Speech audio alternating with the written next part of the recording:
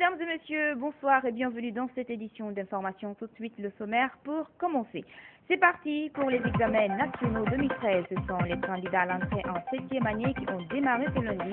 Ils sont 492 192 à affronter les épreuves. La Guinée veut rentabiliser les secteurs porteurs de croissance. Le gouvernement, à travers le département de la pêche, a lancé ce lundi la réunion préparatoire des états généraux de la pêche et de l'aquaculture. Les travaux vont aboutir à la définition d'une stratégie nationale. Et puis, une expulsion spectaculaire qui fait des mécontents dans le quartier Cameroun. Un groupe de jeunes s'est opposé à l'exécution des décisions de justice en érigeant des barricades sur la route. Une fois encore, bonsoir et bienvenue à tous. Les examens nationaux session 2013 ont démarré ce lundi en Guinée. Ce sont les candidats à l'examen d'entrée en 7e année qui ont ouvert le bal. Ils sont 492 192 à affronter les premières épreuves. Une évaluation placée sous le signe de la tolérance zéro dans la commune de Dixine avec les autorités en charge de l'éducation. Tout semble prêt pour le bon déroulement de ces examens. Diao Bachir. Ce lundi 20 mai 2013, comme prévu, les premières épreuves de l'examen d'entrée en 7e année ont été lancées sur toute l'étendue du territoire national. Dans la commune de Dixine, les autorités ont affiché leur volonté de conférer à ces examens un cachet particulier. Placés une fois encore sous le slogan « Tolérance zéro vers l'excellence », les premières épreuves ont été lancées en présence des autorités éducatives. C'est le cas notamment au lycée d'Ezou où le lancement des sujets de rédaction et de géographie a été présidé par le représentant du ministre délégué au budget. Je salue d'abord l'organisation. Parce que vous voyez, on a dit qu'on va lancer à 9h et ça a été lancé à 9h. Tous les élèves étaient en place. Les encadreurs, les surveillants, tout le monde était là. Aujourd'hui, c'est le couronnement de tout un travail, une année scolaire. Donc, il ne s'agit pas de venir aujourd'hui pour pêcher, mais il s'agit de mettre sur le papier ce qu'on a appris pendant les derniers mois. Les surveillants sont là pour surveiller, les enfants sont là pour travailler. C'est dire aux enfants de rester calmes, de lire les épreuves, de ne pas se précipiter. Et même si on finit son épreuve, on n'a pas à sortir par la cour. Quand on dit changement, par le professeur Alpha-Condé, c'est dans tous les domaines d'éducation, qui est à la base de tout. Cette année, ils sont 492 192 candidats, dont 82 257 filles, à affronter cet examen. Dans la commune de Dixine, 4 123 candidats sont inscrits, dont 1923 filles reparties dans 12 centres, gérés par 290 surveillants, dont 2 par salle. Comment mieux faire comprendre le rôle et la mission des volontaires? La CEDEAO lance le débat pour 5 jours à Conakry. Elle a démarré ce lundi une formation d'orientation des volontaires. Les participants sont pour la plupart des spécialistes intervenant dans les questions humanitaires dans l'espace CEDEAO. Compte rendu, Elhaj Omar Barry.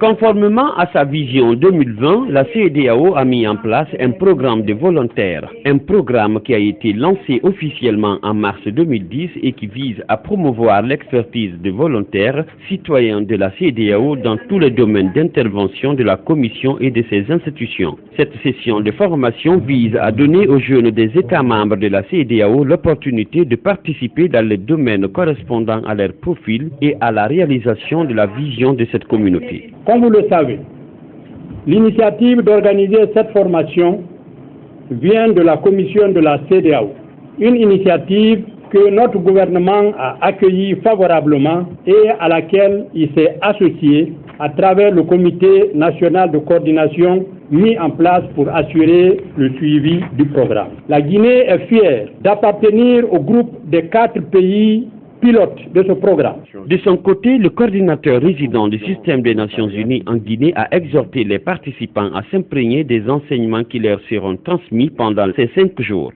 L'occasion qui nous réunit dénote également le dynamisme de partenariat entre la CEDEAO et le programme de VNU des Nations Unies. J'exhorte les postulants à s'imprégner des enseignements qui leur seront transmis et à œuvrer comme des missionnaires de développement et de traduire le volontariat dans sa diversité ainsi que dans les valeurs qui le portent. Empêcher, la commissaire de la CEDEAO en charge du développement humain et du genre s'est fait représenter par Francis Chix Joagiani qui a apprécié la formation à sa juste valeur. C'est pourquoi les volontaires de la CEDEAO doivent répondre à des profils bien définis. Ils doivent, dans la mesure du possible, pouvoir, entre autres, s'adapter à différentes situations sociales, culturelles et politiques, y compris aux conditions de vie modestes, en particulier dans les zones les plus reculées. Le ministre de la Coopération, Moustapha Koutoubou Sano, pour sa part, a émis le souhait que les travaux soient couronnés de plein succès. Notre gouvernement tient à exprimer sa profonde gratitude aux organisateurs pour ce choix et cette marque d'attention. Appréciant l'acte à sa juste valeur, nous nous engageons à mettre tout en œuvre pour mériter cette confiance inestimable afin que les travaux de cette session de formation soient couronnés de plein succès. Les 40 volontaires de la CEDEAO sont déployés en Guinée dans les secteurs de la santé, de l'éducation et du renforcement des capacités de la société civile. Ouverture ce lundi des travaux de la réunion technique préparatoire des États généraux du secteur de la pêche et de l'aquaculture. Cette réunion aborde les questions liées aux aspects économiques et écologiques. Au terme des travaux, les participants devraient tracer une feuille de route couplée d'une stratégie nationale du secteur de la pêche. Saran Kamara. Identifiée comme une activité pouvant contribuer à la croissance économique du pays, la pêche fait partie des ressources et opportunités dont dispose la Guinée. Durant 3 jours, des experts guinéens vont se faire appuyer d'experts étrangers en vue de produire une synthèse du diagnostic de l'état actuel du secteur de la pêche et de l'aquaculture pour une réorganisation de l'activité. C'est la réunion préparatoire des États généraux de la pêche. Après cette réunion, je pense que nous pouvons nous attendre à de grandes choses, à de grandes transformations, des choses qui vont être produites ici et qui, à l'avenir, vont aider notre pays à l'accroissement non seulement des recettes, mais aussi à l'autosuffisance alimentaire en Guinée. La contribution de la pêche à ces objectifs est encore mal connue selon les organisateurs et pour cause des faiblesses du système de suivi du secteur. D'autres contraintes, et non les moindres, sont aussi signalées, telles que le manque de cohérence entre la stratégie et des mesures de régulation du secteur. Ces dernières années, les ressources halieutiques ont été soumises à rude épreuve en raison de l'intensification de l'effort de pêche et des pratiques illicites de plus en plus agressives et difficiles à contrôler. Je crois que le but ultime des États généraux, c'est de permettre au pays d'avoir une nouvelle politique de pêche et que cette nouvelle politique de pêche puisse permettre de satisfaire les deux objectifs. À la fois l'exploitation durable de la ressource pour tenir compte de son rôle de renouvellement permanent, mais aussi répondre aux besoins de la pêche et des produits de pêche sur le marché national.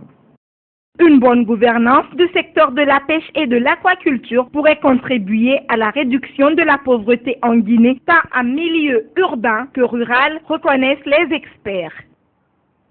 Le bras de fer se poursuit entre le conseil de ville de Conakry et l'opposition guinéenne sur l'itinéraire à emprunter lors des manifestations de rue. La nouvelle marche programmée pour le jeudi à venir se fera sur la route Le Prince, contrairement aux vœux des organisateurs. Dans une déclaration cet après-midi, le gouvernorat de Conakry autorise la marche, mais sur l'axe Amdalaï, esplanade du stade du 28 septembre.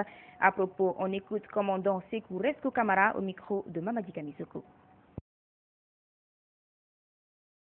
Population de la ville de Conakry, citoyennes et citoyens, les partis politiques de l'opposition regroupés au sein de l'Alliance pour la démocratie et le progrès, du collectif des partis politiques pour la finalisation de la transition, du club des républicains et du Front d'Union pour la démocratie et le progrès ont adressé une déclaration de manifestation sous forme de marche pacifique le jeudi 23 mai 2013. Cette marche pacifique est autorisée en respect de la Constitution et des lois, mais sur l'itinéraire suivant. Rond-point Hamdanlaï, sur le point de regroupement et de départ, passant par rond-point Bellevue, Dixine Mosquée, esplanade du stade 28 septembre, fin de la marche. J'invite les organisateurs à prendre toutes les dispositions nécessaires au bon déroulement de la dite marche pacifique. Je demande aux populations de la ville de Conakry d'observer le calme et la sérénité habituelle durant cette journée de marche. Vive la démocratie et l'état de droit, vive la paix et l'unité nationale. Au chapitre des faits divers, un incendie s'est produit dans la nuit de vendredi à samedi à Ankoseng, c'est dans la commune de Ratoma.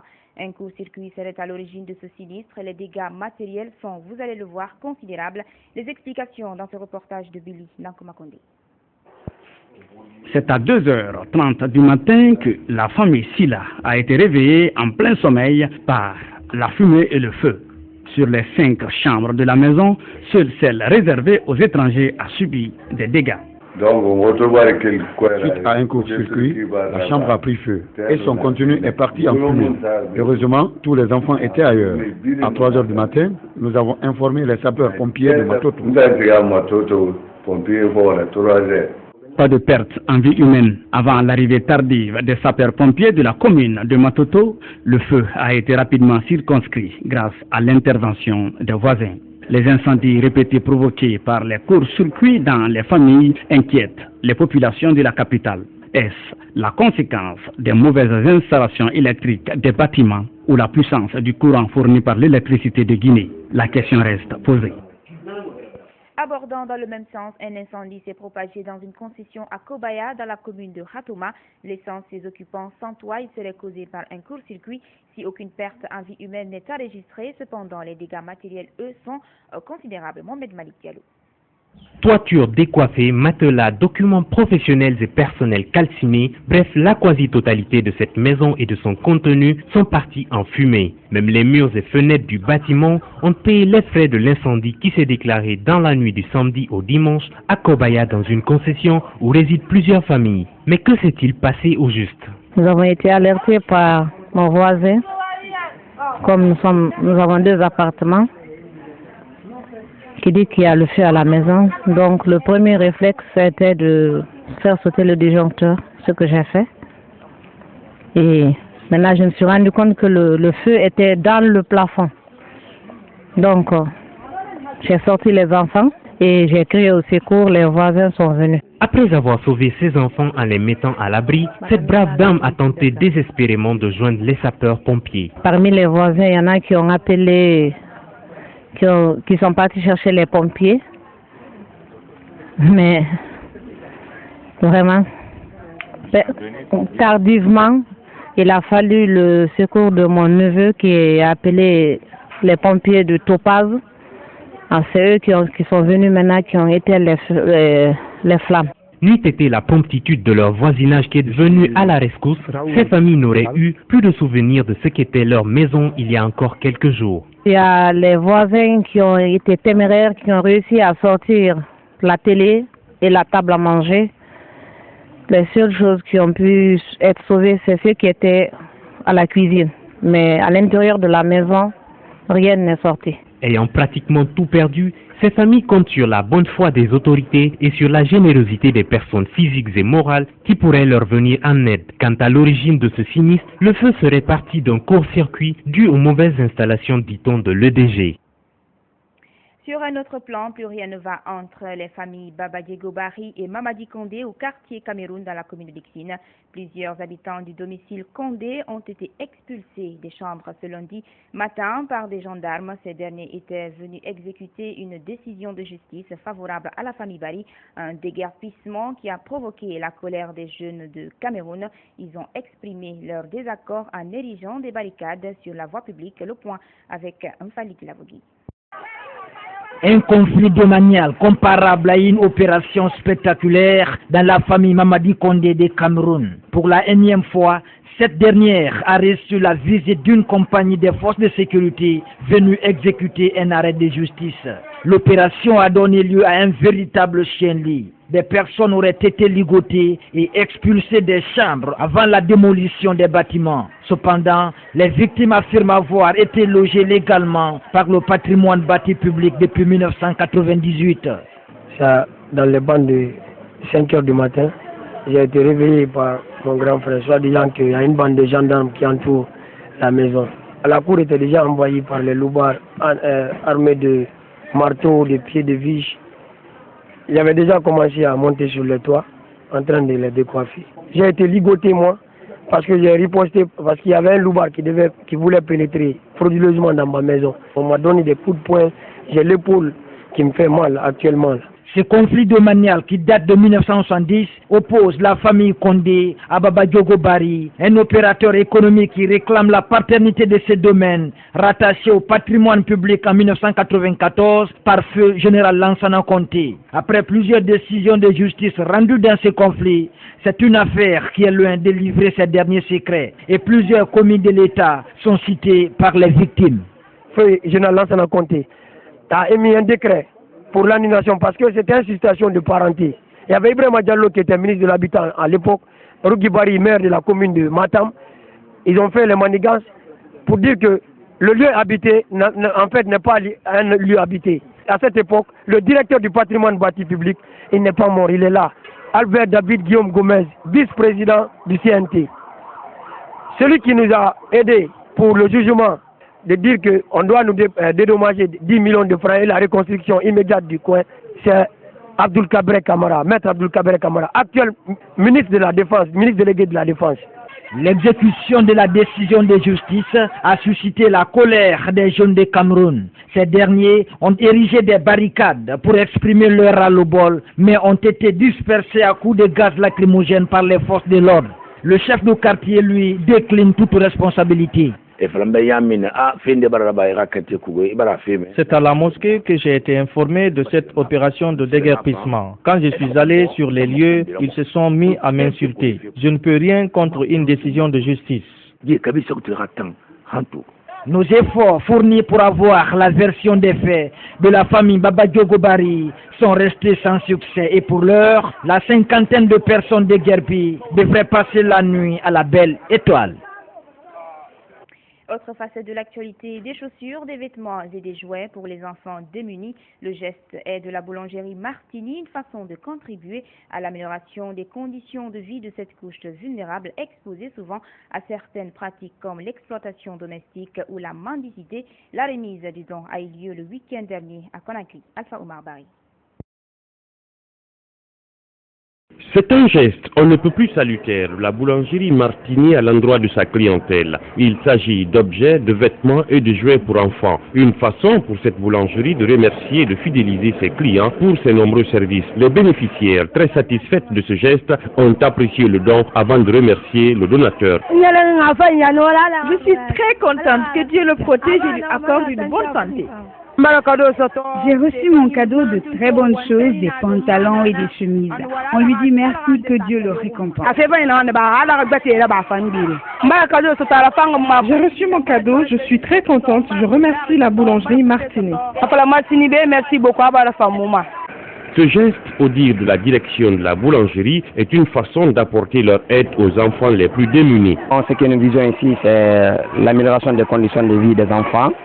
L'entreprise a jugé nécessaire de venir au secours des enfants qui n'ont pas de moyens. Donc c'est pourquoi nous avons amené ces habits, ces jouets, les chaussures pour les habiller. J'ai fait ce cadeau parce que les enfants me font très grande pitié et à travers de mes amis étranger, Martini, Daniel, il a toujours avoir idée des enfants, surtout les enfants diminués, pour faire ce qu'on peut les faire. Ça fait un peu mal quand on voit les enfants dénus. Et c'est ça surtout notre combat contre la faim, contre les enfants comme ça, de faire ce qu'on peut. Une belle initiative à saluer et à encourager quand on sait que les enfants, cette couche vulnérable, est exposée à toutes sortes de dangers, surexploitée et même utilisée à d'autres fins comme la mendicité. Les cadres de la direction du PMU Paris Mutuel Urbain étaient sur le terrain dimanche. Ils ont informé et sensibilisé les nombreux parieurs sur la fiabilité et la sincérité de leur méthode de travail. La nouvelle direction a saisi l'occasion pour expliquer les nouvelles réformes en cours afin de mieux situer les parieurs et pronostiqueurs sur la prochaine méga cagnotte de 510 693 500 francs guinéens. Diaobachir. Démarrer avec un nouvel élan pour redonner une image dans la dynamique du changement, c'est l'objectif que s'est fixé la nouvelle direction de PMU Guinée. Une délégation de la direction générale conduite par les cadres dont le directeur marketing et communication s'est rendue dimanche dans les différents points de vente des tickets. Objectif, toucher du doigt les réalités sur les conditions de travail des vendeurs et pronostiqueurs de la société, mais aussi expliquer aux nombreux parieurs la fiabilité et la sincérité des procédures liées au circuit technique, managérial et administratif.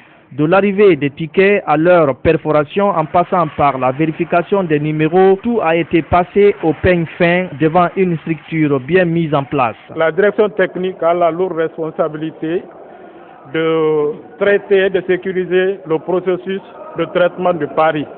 C'est des carnets uniquement vendus qui atterrissent dans cette salle. La direction commerciale émet les carnets sur le terrain. Ils vendent. Après la vente, les carnets, vous allez suivre la procédure tout de suite, vont arriver. Quand ils arrivent, la première chose à faire, c'est de trouiller les carnets. La petite cabine que vous voyez là, c'est la salle de perforation. Tous ces carnets doivent passer à la machine, trouiller. C'est une phase d'annulation des tickets vierges qui sont dans les carnets pour la sécurisation, pour la suite de la procédure. Dans le carnet, vous avez les trois volets, volet blanc, volet rose et volet parieur. Ils étaient nombreux, parieurs et pronostiqueurs, à vouloir descendre la méga cagnotte de 510 693 500 francs guinéens. À Dixine, tout comme à Kaloum, l'engouement était visible. PMU plus Guinée a déposé une grande cagnotte pour les Guinéens. Donc nous sommes là aujourd'hui à vraiment lutter pour gagner cette cagnotte. Le PMU vraiment est l'image maintenant du PMU du Sénégal, PMU de la Côte d'Ivoire, ainsi de suite. Même PMU du Cameroun. Donc à vrai dire, l'équipe qui est là, il faut les encourager. Beaucoup de paris ambitieux, il y a des gens qui sont venus à l'étranger pour jouer cette cagnotte. Quel que soit le montant de cette cagnotte, c'est la propriété exclusive des parieurs et on le remettra en jeu sur le même produit qui a constitué cette cagnotte. Au dire du directeur général, le PMU Guinée participe effectivement au développement socio-culturel du pays. En outre, des mesures seraient déjà prises pour réduire considérablement les omissions de tickets. À chaque course, nous reversons 1% de notre chiffre d'affaires aux activités socio-culturelles en Guinée. Pour réduire le nombre des omissions, c'est les conditions de travail des techniciens. Plus les conditions de travail sont bonnes, moins il y a d'omissions. Aujourd'hui et depuis plusieurs mois, on travaille beaucoup à améliorer la condition de travail de ces techniciens. Monsieur Dorosier a aussi promis aux travailleurs d'œuvrer pour améliorer leurs conditions de vie et de travail à travers la construction et la rénovation des différents points de vente déjà en cours. Religion dans cette édition, prier pour la paix et l'unité nationale. Voici l'exercice auquel les fidèles chrétiens du pays se sont évertués ce dimanche dans les églises du pays. C'était à l'occasion de la célébration de la Pentecôte, l'une des plus grandes fêtes chrétiennes. Bilina Kumakundi. À l'origine, une fête juive comme les Pâques. La Pentecôte prendra plus tard un sens religieux qui rappelle l'événement historique du don de la Torah au Sinaï. Célébrée 50 jours après les Pâques, la Pentecôte est l'une des plus grandes fêtes du calendrier chrétien. En Guinée, la célébration de cet événement a été placée sous le sceau de la paix. Nous verrons notre pays, nous le mettrons au centre de nos prières. Nous suivrons tout ce qui peut pour que la Guinée soit stable, paisible, fraîche, paisible, l'unité, la paix, la justice, la sécurité sociale et la vraie réconciliation dans notre pays. Pour d'autres chefs religieux, chaque Guinéen doit œuvrer pour consolider l'unité nationale et la quiétude sociale afin de vivre en harmonie. Ce qui se passe dans notre pays doit être aidé tout le temps. Car le peur de certains Guinéens brûle aujourd'hui la violence et la peine. chose qui ne doit pas être exécutée au sein d'une communauté humaine et civilisée. J'invite tous les acteurs, qu'ils soient de la mouvance présidentielle ou de l'opposition au dialogue, pour construire ce qui est commun à nous tous. Selon les hommes de Dieu, à la Pentecôte, les peuples divisés se retrouvent unis lorsque l'Esprit Saint se manifeste et le peuple de Guinée est appelé à vivre cette unité. Sport CAN 2019, enjeux et défis, c'est le terme de la conférence de presse tenue ce lundi par des consultants sportifs de la place. C'est pour pointer du doigt le retard de la Guinée par rapport aux autres pays candidats à l'organisation de la CAN Senior 2019, d'où l'urgence de finaliser le dossier technique guinéen qui sera soumis à la CAF cette année 2013, compte rendu signé à Diratouba. Le 29 avril dernier, le Premier ministre a signé un arrêté portant création, attribution et composition du comité préparatoire de la candidature guinéenne à l'organisation de la CAN 2019 catégorie senior. Un pas de plus qu'apprécient les consultants sportifs qui toutefois exhortent les autorités à fournir plus d'efforts pour finaliser le dossier technique qui sera soumis au comité exécutif de la CAF. Il s'agit de poursuivre la sensibilisation de nos décideurs afin que rapidement le comité préparatoire soit meublé et que la feuille de route devant nous conduire à l'attribution de l'épreuve soit effective. Le temps joue contre nous et ensuite il y a de sérieux postulants. L'Algérie, la RDC, le Sénégal. Mais vu les réalités actuelles, les conférenciers comptent proposer au gouvernement l'organisation en 2017 de la CAN Junior avant la Senior de 2019. En Guinée, au plan des infrastructures, il n'y a presque rien. La Coupe d'Afrique des Nations Seniors exige 4 sites de compétition. Nous allons proposer au gouvernement de postuler pour la CAN des juniors en 2017. Pourquoi? Parce que la CAN des juniors, le cahier de charge de la CAF n'exige que 2 sites de compétition. À Conakry, nous aurons le stade du 28 septembre, le grand stade de Nongo, et si on réhabilite le stade El Hadji Seflé Diallo de Labé, qui est un stade aux normes internationales, c'est qu'il n'est pas entretenu. Nous aurons donc des sites de compétition capables d'abriter une Coupe d'Afrique junior en 2017. Et de 2017 à 2019, on pourra s'atteler à réaliser les autres infrastructures exigées par le cahier de charge. Nous, notre projet encore est dans les tiroirs. Une Coupe d'Afrique des Nations, un grand événement, vous le savez, se passe dans les couloirs. Il y a un travail de lobbying intense. Il y a un travail d'échange d'expérience énorme. Il y a un volet formation colossal. Si aujourd'hui, on n'éprouve pas notre capacité d'organisation, je pense que ça serait très compliqué pour nous. L'organisation de la CAN permettrait à la Guinée de booster tous ses secteurs. Les ressources géographiques et historiques de la Guinée pourraient être un atout à exploiter devant le comité exécutif de la CAF, à condition que la feuille de route qui lui sera proposée soit consistante et prête à temps. Voilà, mesdames et messieurs, c'est la fin de cette édition. Merci à tous de l'avoir suivi. Retrouvez-nous sur notre site web, le www.groupeevasionguinée.info. Bonsoir à vous qui nous suivez partout à Conakry.